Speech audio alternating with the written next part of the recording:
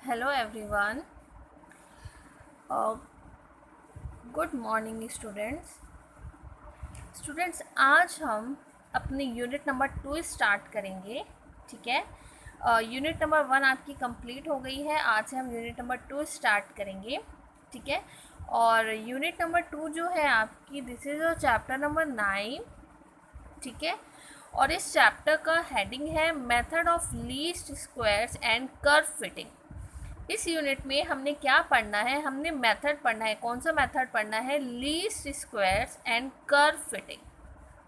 देखो, सबसे पहले हम इसका इंट्रोडक्शन पढ़ेंगे कि कर्व फिटिंग क्या होता है और मेथड ऑफ लीस्ट स्क्वायर क्या होता है। ठीक है, चलो सबसे पहले इंट्रोडक्शन में हम पढ़ते हैं। Suppose X and Y denote respectively the height and weight of a student. देखो स्टूडेंट्स, इसमें इंट्रोडक्शन में मैं पहले आपको ये बता रही हूँ कि जो ये हेडिंग है, हेडिंग क्या है आपका? Method of least squares and curve fitting. ये होता क्या है?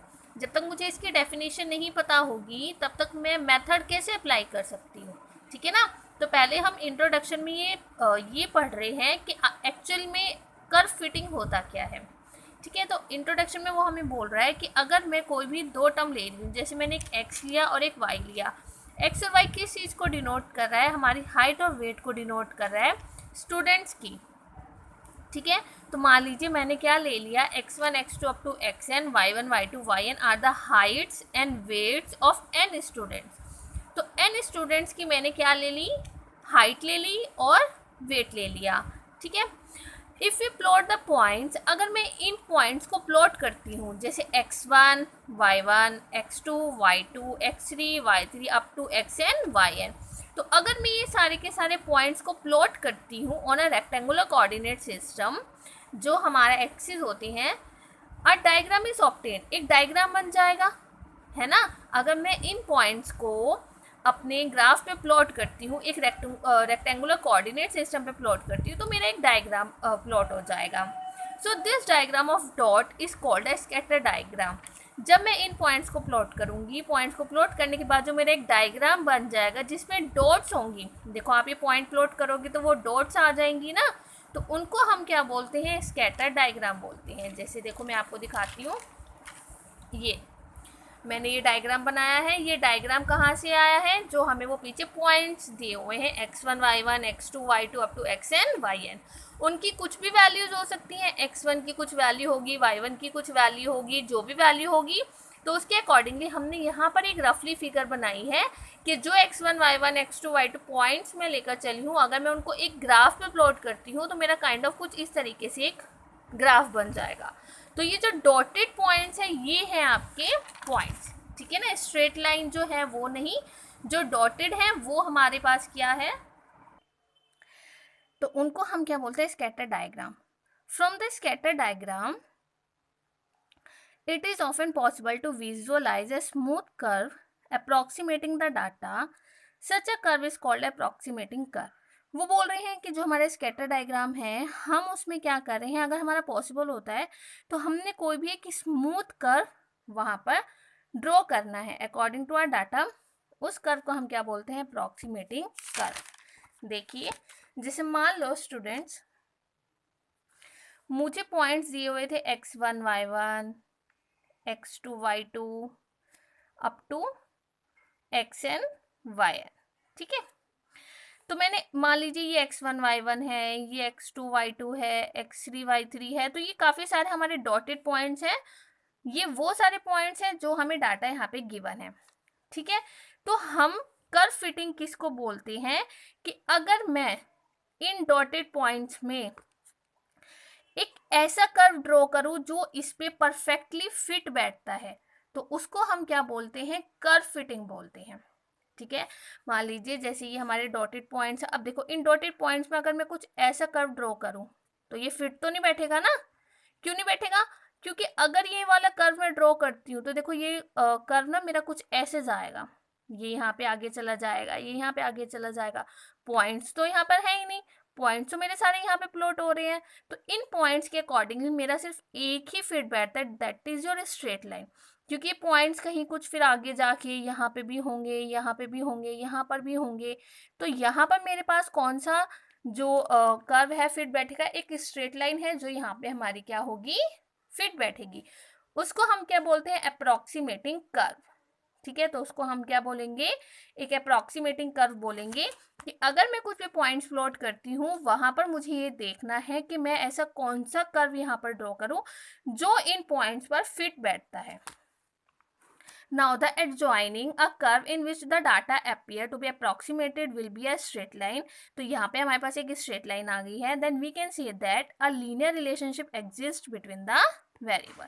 तो हम इसमें क्या कह रहे हैं कि अगर यहाँ पे एक स्ट्रेट लाइन हमारी फिट बैठती है तो इसका मतलब जो वेरिएबल्स है हमारे, जैसे एक्स और वाई मैंने दो वेरिएबल लिए हैं ना, उन वेरिएबल्स के बीच में एक लीनियर रिलेशनशिप एग्जिस्ट हो गई है। क्यों लीनियर रिलेशनशिप एग्जिस्ट हो गई है, क्योंकि हमारे पास एक स्ट्रेट लाइन आ गई है और स्ट्रेट लाइन का आपको इक्वेशन पता ही है, y equals to A plus B X है।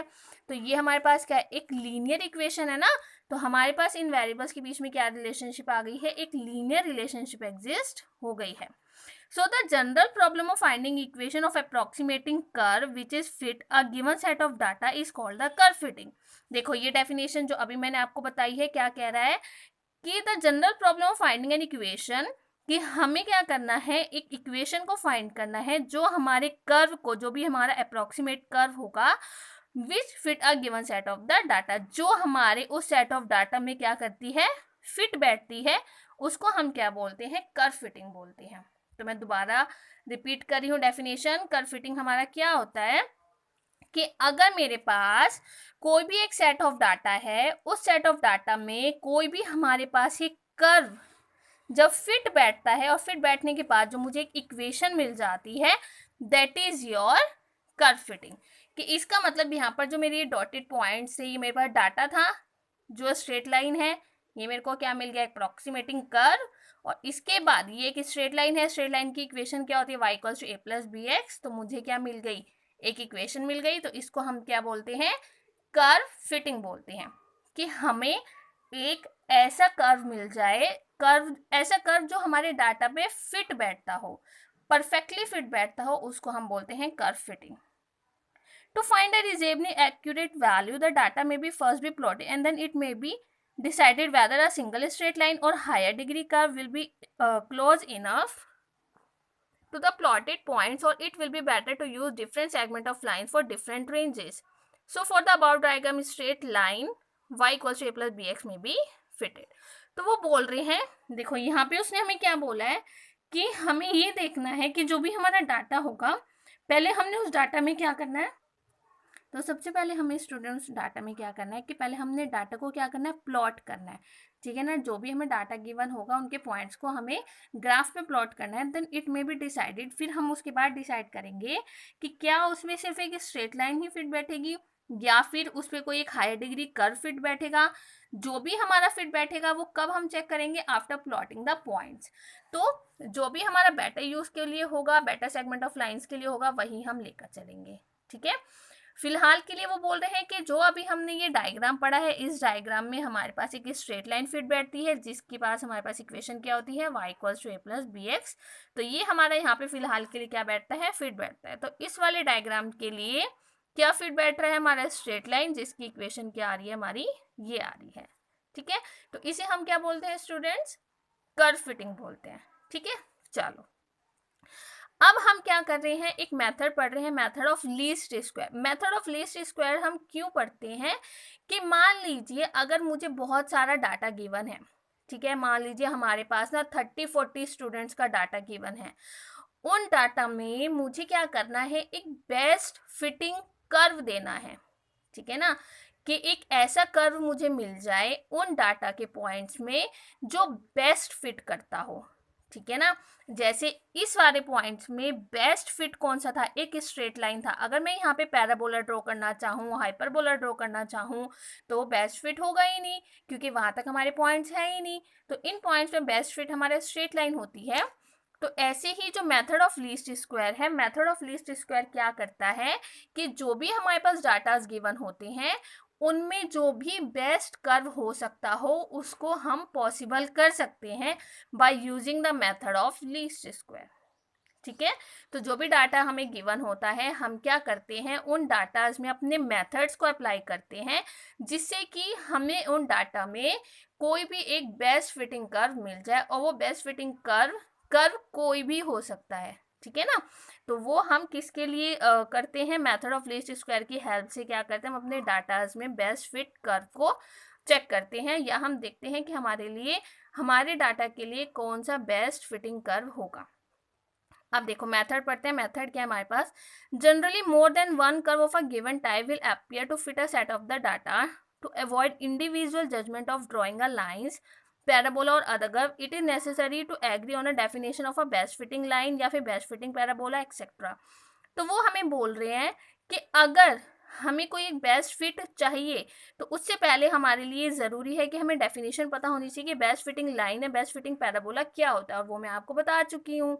So to evaluate a possible definition, consider the adjoining figure in which the data points, वो कह रहे हैं कि चलो हम फिर भी क्या करते हैं, एक बार चेक करते हैं अपनी डेफिनेशन को, कि अगर मैं कुछ डाटा पॉइंट्स लेती हूँ, जैसे x1 y1 x2 y2 xn yn में लेती हूँ, are plotted for a given value of x, say x1, there will be a difference between the value of y1 and the corresponding value as determined by the curve. We denote this difference by d1, which is termed as deviation, error or residual, and it may be positive or negative or zero. देखो यहाँ तक की सारी theory में वो हमें क्या कह रहा है कि मान लो हमने कुछ पॉइंट्स लिए हैं x1 y1 x2 y2 और xn yn, ठीक है। मैंने इनको क्या किया, ग्राफ पे प्लॉट किया। ग्राफ पे प्लॉट करने के बाद मैंने क्या किया, मुझे ये चेक करना है कि जो पॉइंट्स मैं प्लॉट कर रही हूँ और जो कर्व मुझे मिलेगा, ठीक है ना, उसके बीच में क्या कोई एरर है। चलो मैं आपको ना एक रफली फिगर में बताती हूँ। मान लीजिए ये आपके पास एक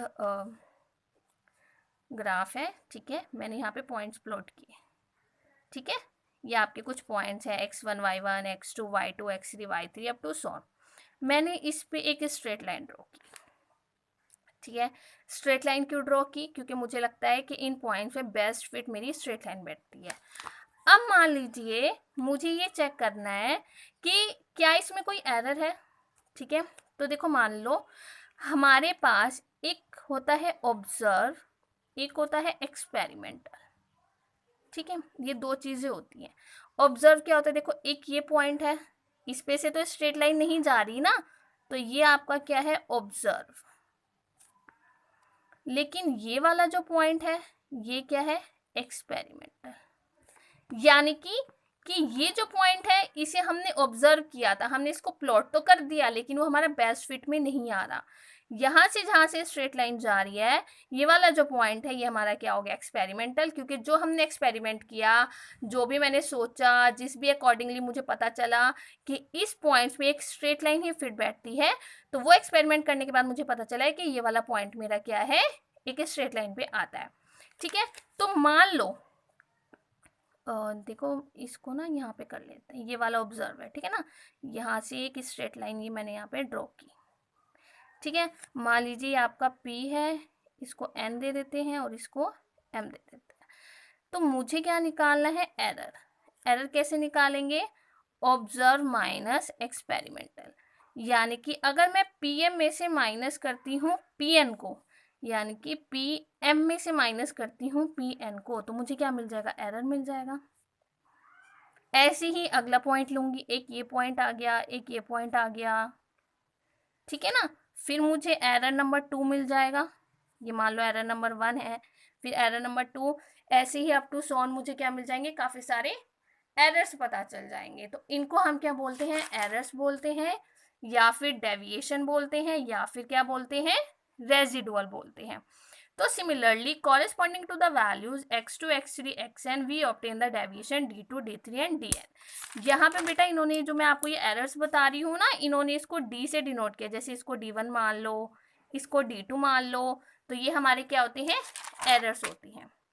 सो a measure of the goodness of the fit of the curve see to the set of the data is provided by the quantity, then d1 का स्क्वायर प्लस d2 का स्क्वायर प्लस dn का square जो होगा वो हमें क्या define करेगा, हमारे बेस्ट फिट को डिफाइन करेगा। जैसे मान लीजिए आपके पास ये फिगर है, ये वही फिगर है बेटा, बस मैंने यहाँ पे क्या किया, डॉटेड पॉइंट्स नहीं प्लॉट किए। मान लीजिए ये आपका एक कर्व बन रहा है, ठीक है, जरूरी तो नहीं है ना कि स्ट्रेट लाइन ही बने, ऐसा कर्व भी तो बन सकता है। मान लीजिए आपके पास यहाँ पे कुछ पॉइंट्स हैं, ऐसे ऐसे ऐसे आपके पास यहाँ पे कुछ पॉइंट्स प्लॉटेड हैं, ठीक है। इन पॉइंट्स प्लॉटेड में मैंने क्या किया, एक कर्व ड्रॉ किया, ठीक है। ये मेरे पास इसका बेस्ट कर्व आ रहा है। इस बेस्ट कर्व में मैंने क्या किया, एक मेरे पास x1 y1 होगा, एक x2 y2 होगा, एक xn yn होगा। तो यहाँ पर मैंने क्या चेक किया है, अपना एरर। यहाँ पे क्या आ जाएगा, d2, यहाँ पे क्या आ जाएगा, dn, कि यहाँ पर भी तो कुछ एरर्स होंगे, एक ऑब्जर्व होगा, एक एक्सपेरिमेंटल होगा, तो यहाँ पे भी क्या होंगे, हमारे एरर्स होंगे, that is d1 d2 up to dn। तो वो हमें बोल रहा है कि जो हमारे पास मेजरमेंट है गुडनेस ऑफ द फिट, तो मैं सारे के सारे एरर्स का स्क्वायर करके जो सम करती हूँ, सम करने के बाद मुझे कोई वैल्यू मिलेगी, ठीक है ना। So if this is small, अगर ये सारा का सारा करके हमारे पास कुछ भी स्मॉल आता है, तब तो जो हमारा फिट होगा वो हमारा क्या होगा, बहुत बेस्ट होगा। लेकिन अगर इसकी वैल्यू सॉल्व करके हमारे पास लार्ज आती है, तो इसका मतलब जो हमारा फिटिंग है, यानी कि जो बेस्ट फिट है, वो हमारा अच्छा नहीं होता।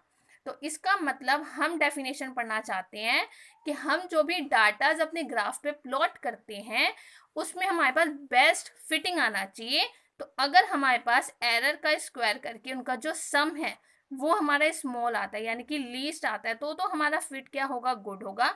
अदरवाइज वो लार्ज आता है तो वो फिट हमारा नहीं होगा। So hence we can say that the curve having the property this which is equals to A, यानी कि अगर वो मिनिमम हुआ तब हम क्या बोलते हैं उसको, कि वो हमारा एक बेस्ट फिटिंग कर्व होगा। So the curve having this property is said to fit the data in the least square sense. So in other words, we shall take the criterion that the sum of the squares of the difference of the actual values and the corresponding estimated values is the least. So this criterion is called the principle of the least square. देखो यहाँ पे वही definition आ गई है ना, कि हम क्या कर रहे हैं, sum of the squares of the differences, sum of the squares of the differences, ये difference ही तो है, डिफरेंस ही तो निकाला। किसका डिफरेंस निकाला, actual value and the corresponding estimated values.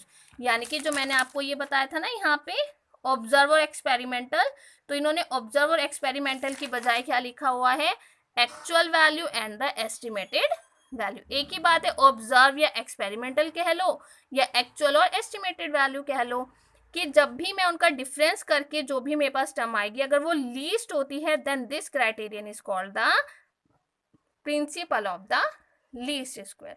तो उसको हम क्या बोलते हैं, प्रिंसिपल ऑफ लीस्ट स्क्वायर बोलते हैं, ठीक है।